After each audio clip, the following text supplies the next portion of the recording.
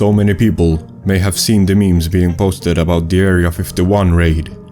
Well, I thought it was all just memes and was all jokes, and since I run a meme page for fun, I posted some of those memes. I then got a direct message from an account with 0 followers and following 0 people saying, "I'm from the future. People go through with the raid and release creatures, information and new weapons into the world." I didn't bother answering because he was probably some guy just trying to be funny. Then I got a phone call, right after I had seen the message from an unknown caller. A deep voice that was 100% a voice modifier started talking and said, "I'm not kidding. I'm a time traveler and I'm trying to warn everyone about this raid. Just listen to me." I was freaked out at this point because I had no clue how he got my number, but I was confused if it was even the same guy. "People just don't go marching into Area 51. They bring all sorts of weapons, guns, knives, baseball bats, you name it.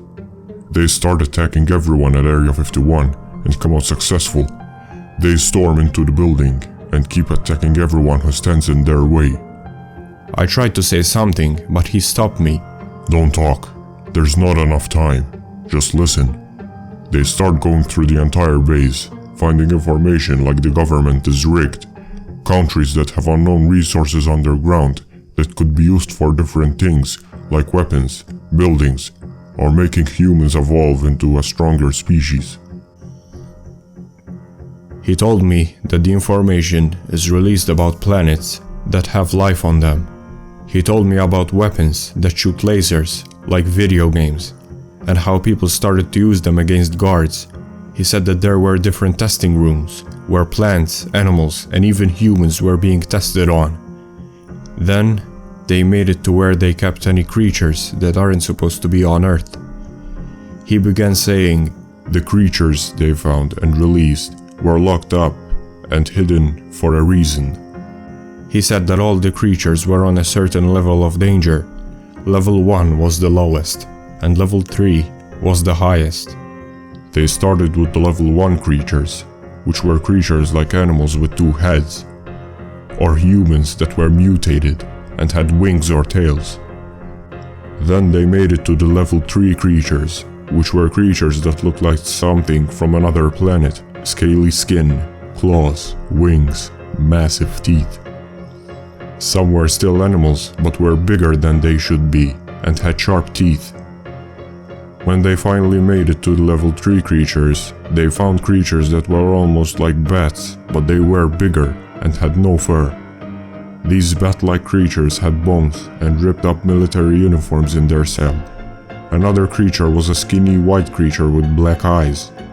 And when one of the people raiding looked through the glass to see it and was staring at it, he started chanting satanic stuff and shot himself. At the end of all the creatures was a room with cameras and buttons to lock and unlock the doors.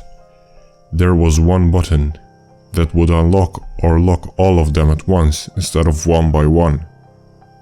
One of the people raiding decided to press that button when no one else would, and he released all the creatures. He said doors started opening and all the creatures went wild and started to run and fly around the Area 51 base. Some were attacking each other. The people raiding all ran through an emergency exit and found their way out of the base when they were surrounded by more military waiting for them.